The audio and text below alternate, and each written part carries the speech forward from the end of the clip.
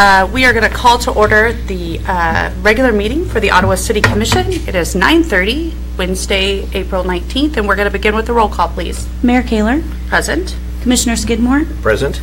Commissioner Graves. Present. Commissioner Jorgensen. Present. Commissioner Reed. Present. Thank you to those that are in the audience today, or those that may be listening on KOFO or Facebook Live, or be watching this replay on the Ottawa, Kansas website. We are going to begin with the Pledge of Allegiance, followed by an individual from Bethany Chapel Baptist Church who will lead us in our invocation. I pledge allegiance to the flag of the United States of America and to the republic for which it stands, one nation under God, indivisible, with liberty and justice for all.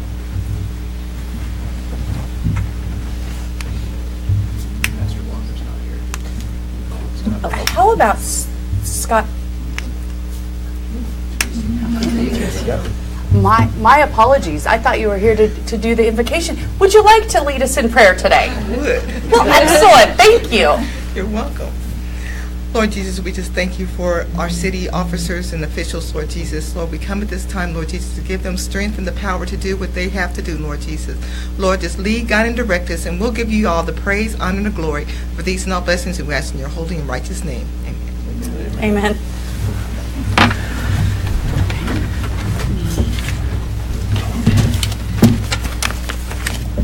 Mrs. Templeton, please take my apology and send my best regards to Pastor Walker wherever he may be today. Next, we will move on to an item that is actually not on our agenda, but something we certainly want to give good pause for. We have individuals from the VFW who would like to make a presentation to for the OMA. I believe Don Martinet will be addressing the City Commission this morning regarding this wonderful presentation. Thank you for having us and allowing us to do this. Before I give the presentation of flags, I'd like to introduce my senior vice, which is Dale Nadler. Also, the commander of the American Legion in Wellsville, which is Charles Elston. But anyway, last year we did some loaning of some service flags to the auditorium, and they requested that they'd like to get some service flags to which they could keep up all year long. So anyway, we ordered the flags, and here today we are going to present the flags of all the service branches, the Army, the Navy, the Marines, Air Force, and the Coast Guard. And I also requested if you don't have a POWMIA flag, we're donating that also. One thing I did want to bring up, and we brought this up last year, Memorial Day is coming up, and we've got Boy Scout troops, Girl Scout troops, 4-H clubs. They'll be placing flags on all the headstones in all the cemeteries in Franklin County. But that's also our kickoff for Wreaths Across Franklin County, which last year we started this. We started it with nothing. By the end of the year, we had Hope Cemetery completely done, Highland over half done, and so about 800 or 900 flags is what we want, or wreaths is what we wound up with. We've got another 750 that are being sent here right now, which leaves us about 600 away from being able to complete all of Franklin County. So we'll be kicking that off, and those we'll also be having the Girl Scouts, Boy Scouts, 4-H clubs put these wreaths on the headstones during the holidays. But that's because of Ottawa's donations. This is what made it work, starting it with nothing and winding up doing something in the whole county. So anyway, I want to thank you guys because you helped us kick this off. But this year, Memorial Day, we'll be kicking off the wreaths for this winter. So at this time, I'd like to go ahead and present our service flags to the City of Ottawa and the auditorium. Tiffany, would you like to accept those? Or I would be glad to accept them, but I would really love Tiffany, who is our new OMA director, to go ahead and step up, and she is going to make sure they're definitely displayed with honor. Thank you very much. Again, thank you for allowing us to be here. Thank you for all you do. We appreciate it.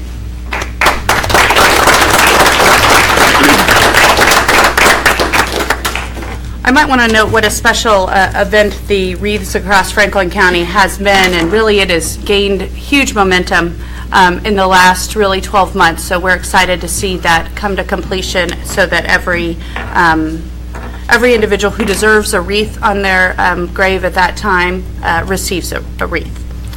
We will move on to the consent agenda, which includes minutes from March 27, 2017, and April 3, 2017 study session, and reappointment to city boards and city commissions, city boards and commissions. Is there a motion for approval of the consent agenda? Madam Mayor, I'll make that motion. We approve the consent agenda as published. Is there a second? I'll second. All those in favor say aye. Aye. All those opposed, same sign. Motion carries. All right, that moves us on to public comment.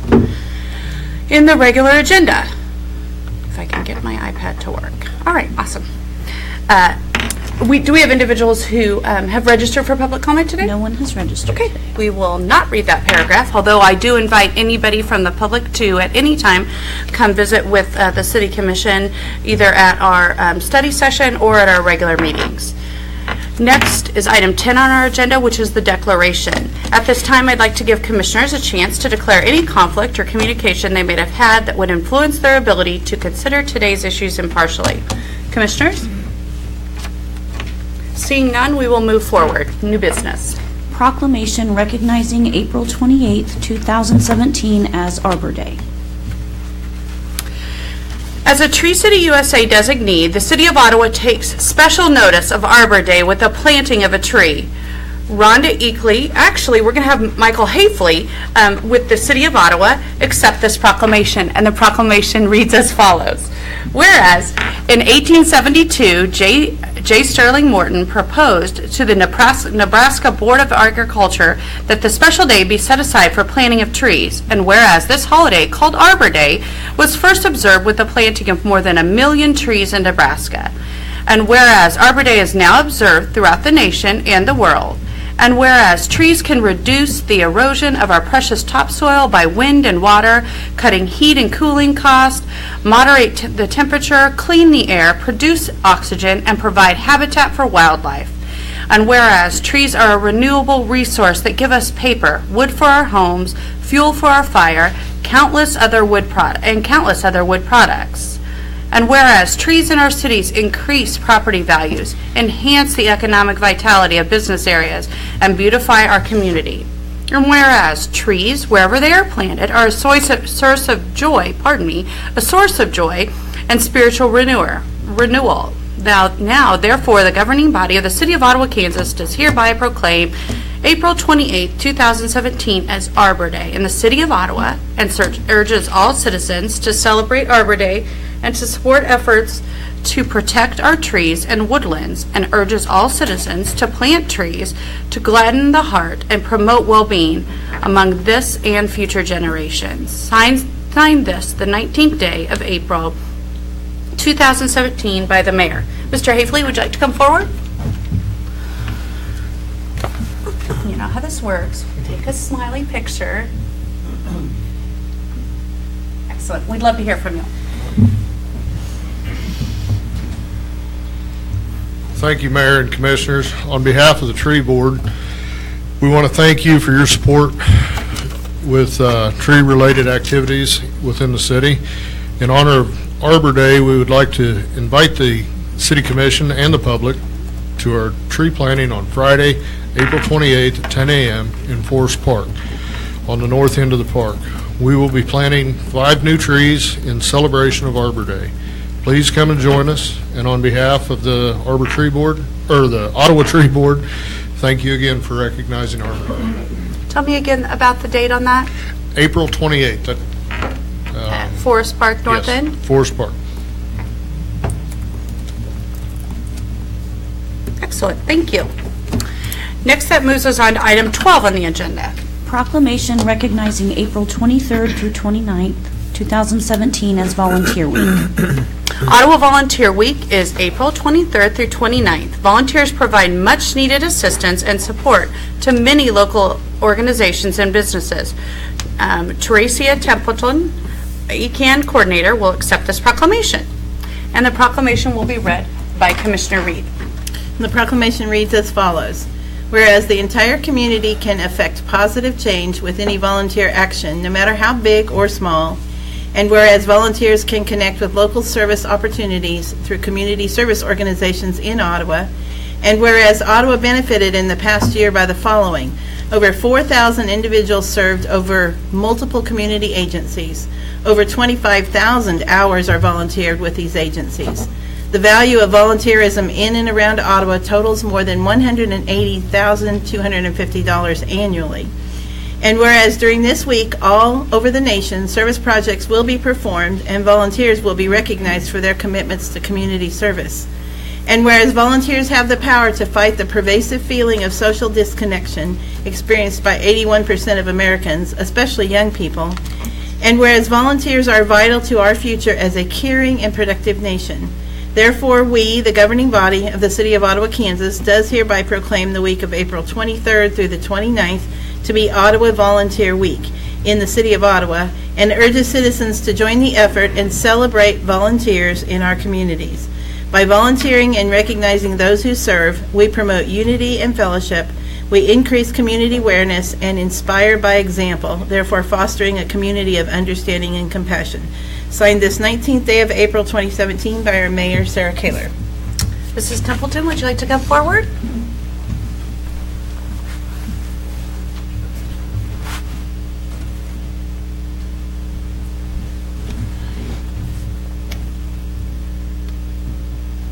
All right, we'd love to hear from you.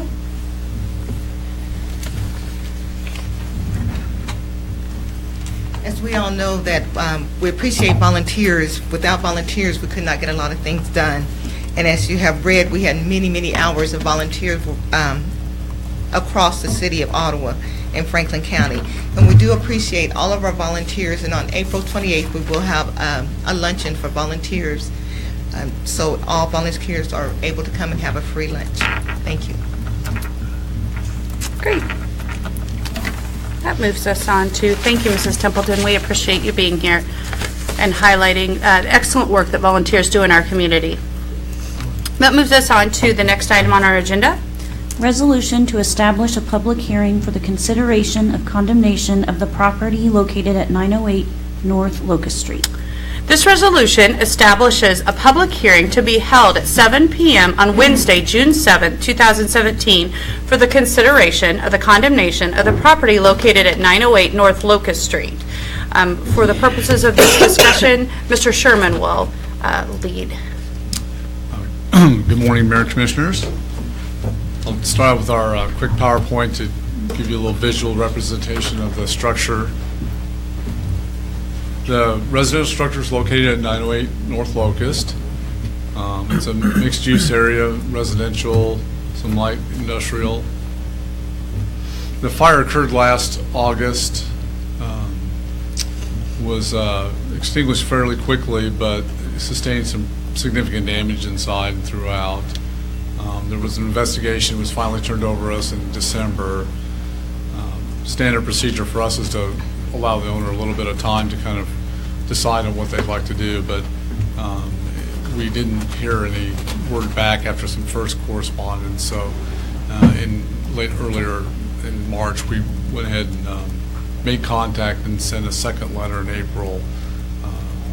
Without hearing anything else, we decided that it was probably best, due to complaints from the neighbors, to move this forward for consideration. It meets most of our findings that we established.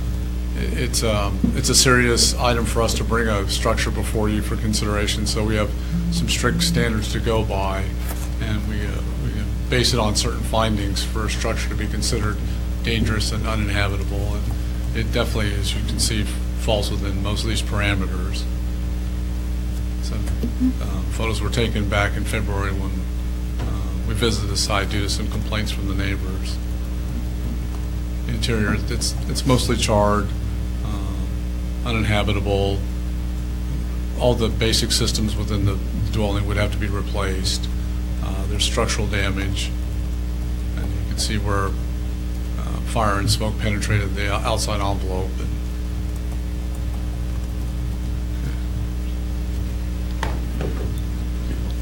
Thanks, Wendy. We're still hoping, of course, that there could be a resolution for this, but seeing that we've had some outreach to us by the neighborhood, we think it's prudent to go ahead and ask you for consideration of placing this for a public hearing in June. Staff is still most willingly to work with the owner to rehab it. It doesn't appear that that's going to happen. And so we'll start the process of seeking competitive bids and in the outset that the hearing is decided on June. But I'd be glad to answer any more questions or have any questions. Commissioners, do you have questions for Mr. Sherman? Has the owner had any contact or any conversations with you at all about? Not with me personally. There was one contact for an extension, and that extension time has since expired. James, do you know the tax is current, or do you know anything about that? They're unpaid in 2016. Unpaid this year, last year. And based off of some comments from the study session, there are no fire proceeds for this structure. Well, condemnation is always our last resort here in the city of Ottawa. We certainly, I personally as a commissioner do not like to use taxpayer dollars to have to condemn a building if we do not have to do that. So I appreciate the gentleness with which you've approached this, because it's not an easy road. Commissioners, is there a motion to approve this resolution? Madam Mayor, Commissioner? I move to establish a public hearing as described in item 13 of the agenda. Is there a second? I'll second that. Is there any discussion among commissioners? We will proceed to vote.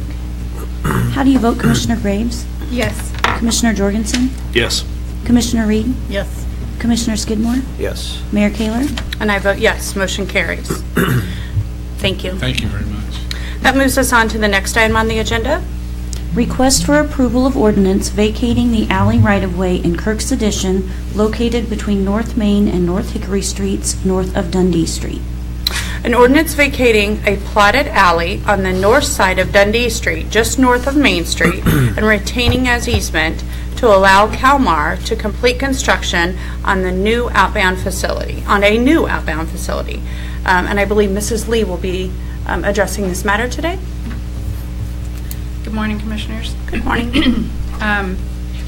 The Planning Commission held a hearing on this item as required and determined that there really wasn't any need to retain the alley, and in fact, the alley has never been opened. It just had a little bit of an entrance right there off of Dundee. There was, however, power line in that alley, and that's the only utility that is there, so we, as a part of this action, would request that be retained as an easement. So the process is we give notice, we hold the hearing, we determine that there's no private rights that would be affected, and in this case, Calmar owns both sides of the requested alley, so they're the only one affected, and that there hadn't been any kind of objection to this action, and there hasn't been. So the Planning Commission recommended the vacation of the alley and retention of the easement by a 5-0 vote. I did update your illustration, put that on the desk there. From a question on Monday, we double-checked. It was my understanding, but the illustration was poor. It showed some right-of-ways that actually were vacated several years ago. So there really are no remaining right-of-ways except for adjacent to a house that's surrounded by the Calmar property. The rest have been vacated over time. So this actually kind of completes that. There were a number of those done over really about a 25-year to 30-year history. But I'm happy to answer any questions. Commissioners, are there questions for Mrs. Lee? Mrs. Lee, and I guess just for clarification for somebody that may not be aware of this, when we vacate an alley or any public grounds like this, it reverts to the adjacent property owners. And since Calmar owns both sides of this alley, they'll receive the entire tract of land. That's right. If the property, if the alley that were vacated were owned on each side by separate property owners, you would divide it in half, and half to each. But as you mentioned, it is owned completely by Calmar, so it just vacates. There is an easement there. There's also another adjoining easement, so the public need for access is retained, but there's no anticipation. There would be no need to create an alley to serve adjacent property because the public would have no need to do that. Additional questions for Mrs. Lee? If there are none, I would entertain a motion if there is one. Madam Mayor, Commissioner? I would move that we approve the ordinance to vacate the alley right-of-way in Kirk's Addition as listed. Is there a second? I'll second. Commissioners, is there any discussion? If not, we will proceed to vote. How do you vote, Commissioner Skidmore? Yes. Commissioner Graves? Yes. Commissioner Jorgensen? Yes. Commissioner Reed? Yes. Mayor Kayler? And I vote yes, motion carries. That moves us on to the next item on the agenda. Request to approve the capital improvement plan for 2017 to 2021. The Planning Commission recommends approval of the capital improvement plan by a vote of 5-0. We will have Mr. Byrd and Mrs. Lee present on this matter today. Good morning. Good morning. If I may, I'd like to give you an update before I start on the CIP. At just a few minutes after 9 this morning, we were able to successfully close the bond sale for the airport improvements and for the improvements to our infrastructure extending to the Rock Creek Park. I was very excited about being able to bring this to fruition, and several thank yous need to be shouted out to Mr. Ellsworth with Kutek Rock, our bond attorney, Mr. Arterberry with George K. Baum, our finance advisor, and our city treasurer, Betty Simpson, who helped wrap this up this morning. The capital improvement program is a long-term planning tool. It includes all of our infrastructure as much as we can or are aware of over a long period of time. And the plan that's been presented to you is a 5-year plan. However, it goes out many years beyond that. That is, we're aware of other items that are in need. And it tries to capture and synthesize all of those needs. And we've done that through the assistance of master planning. That is, we've hired engineers to look at our streets, to look at the airport, and to assess what the needs are there. But it's more than just the airport and streets. It's sidewalks, it's parks, it's fire response vehicles, it's building improvements, and much more. In fact, the plan that you have in front of you is valued at around $42 million over 5 years. Now, we won't be able to do all of that, but it helps us prioritize those things that are of greatest importance and to address them as we can, much as we did this morning and have been doing in preparation of extending that infrastructure out to Industrial Park.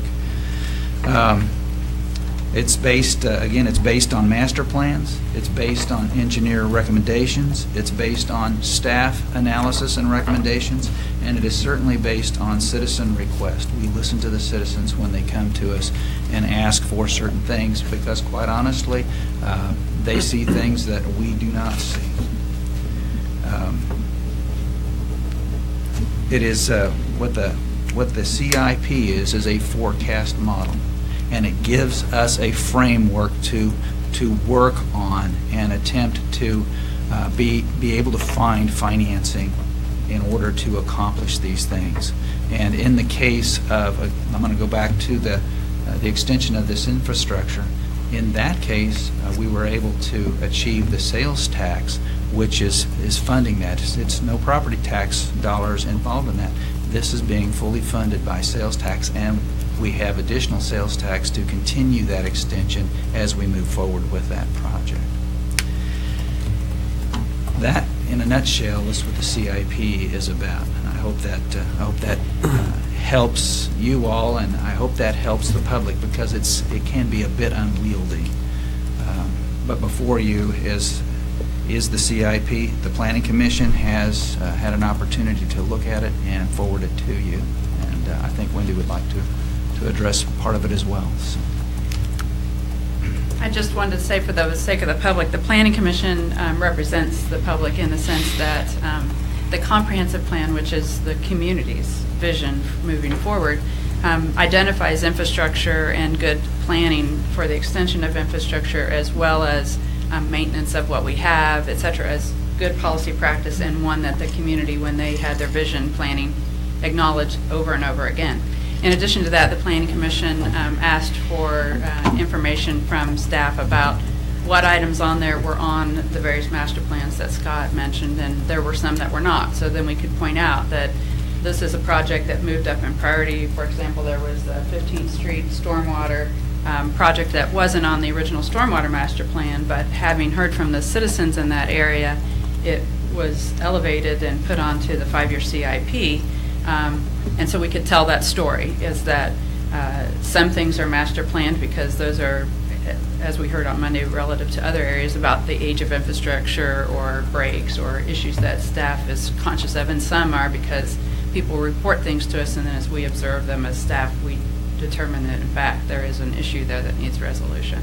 The Planning Commission's role really is to look at the plan not from a financial standpoint, and the good stewards of the money, that is your role certainly, and not from the staff's perspective either, but to look at it from are we headed in the direction we said we wanted to go, and do these items move us there? And their conclusion after the hearing was that yes, they do, and so they recommend this plan to you on a 5-0.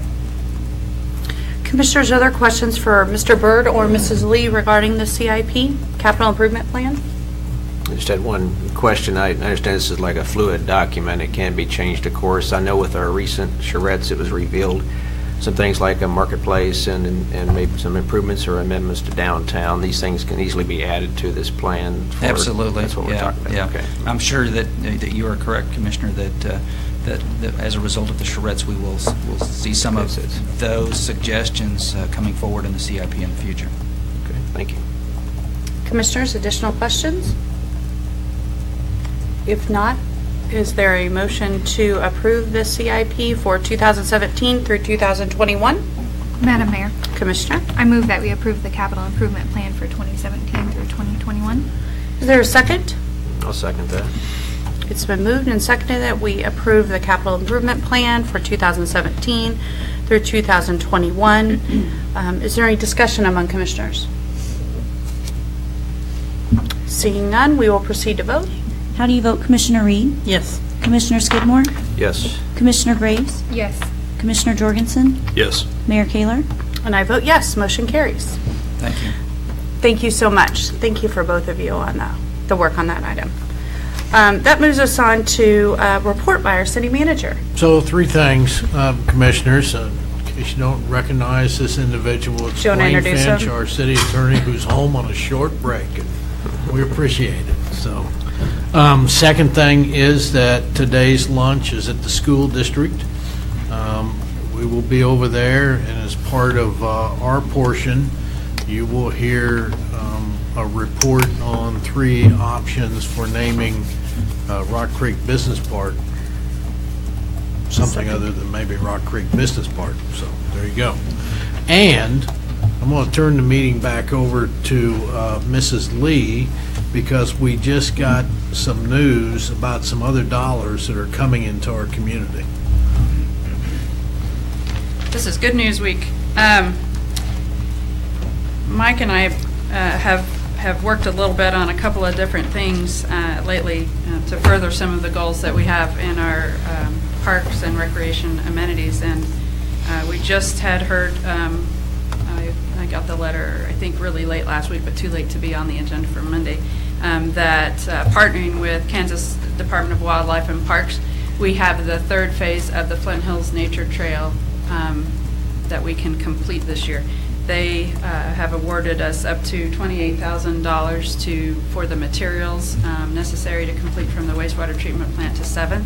And the city would provide at least 20% match with the equipment and labor, which the Public Works department will do. They have done, as you know, tremendous work really on this 3-mile stretch inside the city that goes from Willow all the way over to 7th, and we have some paved street here that we'll address as time goes on, but this will complete that trail, and we're really excited about that because there's been tremendous work done outside the city limits to finish a lot of that surface of trail, and they've been working on the bridges and things like that. And so we know that gap that we had remaining would have over time become more problematic.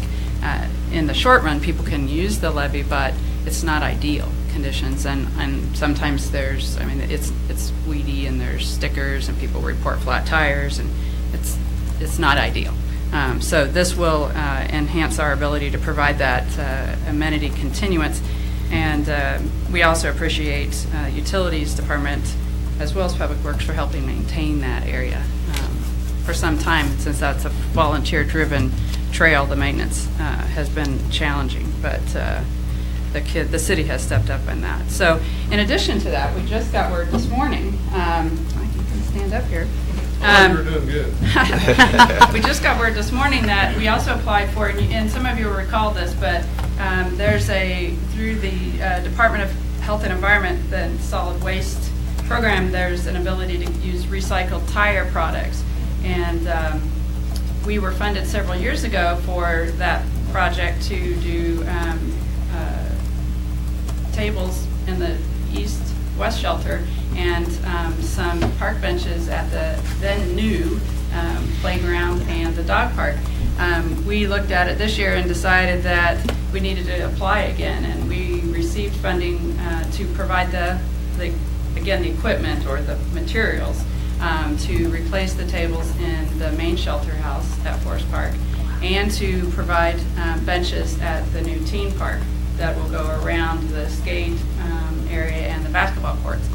We selected that area because at the time that was the only area we knew was going to be able to be completed this year, so we'll have to go after some additional ones, but we'll be looking for volunteers. I know in the past Rotary helped us do that, but we'll be putting together a time and place to assemble those products when they come. But as you all know, they're very resistive. I probably shouldn't say that. I'll say it anyway. To vandalism. They're very heavy. They're not easily moved, but they do serve to replace some equipment that really can be put elsewhere short term, and then the worst of the equipment that we currently possess can be retired. But we're real excited about both of those projects and the partnerships we have with the state of Kansas in various ways, as well as the partnerships among the departments here to achieve receipt of funds to stretch the local dollars. But it can only be done with the volunteers in the community as well. All these projects do require some of that. So, anything else that I say? Oh, you might tell them how much. The grant is for $5,661 to go towards those benches and picnic tables. Nice job. Yeah, good job. So the main shelter house will receive all new, the main shelter house. Okay, yes. Okay, excellent. The main shelter house needs Yes, it does. new tables and seating. Good, that is excellent. And Great they will news. be accessible just as well, so that some of those tables in there will be accessible tables. Excellent, excellent. Good work. Thank you. Thank you. It's exciting. City Manager Neinstead, do you have other things that you'd like to report today? I do not. Okay. Mayor. That moves us on to reports by city commissioners. Commissioner Graves, I don't have anything today. Commissioner Skidmore, I have nothing. Commissioner Reed. I have nothing either. Oh, my. Commissioner Jorgensen. Well, I'll say something. All right, please. Of course. Just was privileged this morning to wake up early, and the high school, this was test day for the high school. All the juniors were taking ACT tests, state assessment tests for other grades, but each class had a test, and a group of businesses, 3 businesses in town, which Ransom Memorial Hospital, Wise Guys Construction, and also Kansas State Bank, provided breakfast for all the students in the hospital. So, high school, I'm sorry. And I did kind of a calculation. Chris Cakes came down and provided the service, and then we helped provide some labor. But I figured probably about 2,000 pancakes were cooked, 1,000 links of sausage, and 500 juice drinks were served within about an hour's time. So it was a busy time, and I think it was well received. And hopefully the kids are all going to do well on their test today. Sounds like breakfast at my house. There you go. Actually, my daughter did listen. We were listening this morning, and she was upset that the middle schoolers. So next year, I'm Well, hoping she'll have her that chance. you will continue Yeah, that. This is the third year. Yeah, We okay. plan on keeping it up. So. Okay, good, excellent. That moves us on to reports by the mayor. The one thing that I do want to highlight today, and we are talking about teens and the importance of teens. I was a teen here in the city of Ottawa, and I am so proud that to announce that the Goppert Foundation believes in the future of our community, and by the donation of $50,000 to our Ottawa Teen Park. I think that it is a substantial donation. I appreciate every single donation that has been given to the Teen Park, but this one really want to hold up. It brings our Teen Park to so much further down the road, and I appreciate their belief in our teens and the future of Ottawa. I think it is bright, and so thank you to the Goppert Foundation for that donation for our teen park. That moves I us. guess one thing on that, John Cohen did email me from Key Largo. I don't know if that's Yeah. any, I assume he got the money, but, He's no longer a teen, is he? well, I hope the money went where it's supposed to go. That's my, That moves us on to announcements. As our city manager had indicated, we do have our city-county school board luncheon today at the school board office at noon. We have a study session, as we do every Monday, on the 24th at 4 p.m. at City Hall. We have the annual VIPS appreciation ceremony at 6 p.m. on April 27th. Everyone is invited at the police department in the municipal courtroom. On May 1st, we have our study session at 4 p.m., and then we have our regular meeting on the 3rd at 7 p.m. And last on our announcements today is our police memorial service that is hosted every year. This year it is at Faith Lutheran Church at 6 p.m. Hearing all the announcements and seeing as there's no more business to be brought in front of the commission today, is there a motion to adjourn? I move we adjourn. Is there a second? I'll second. All those in favor say aye. All those opposed, same sign. Motion carries.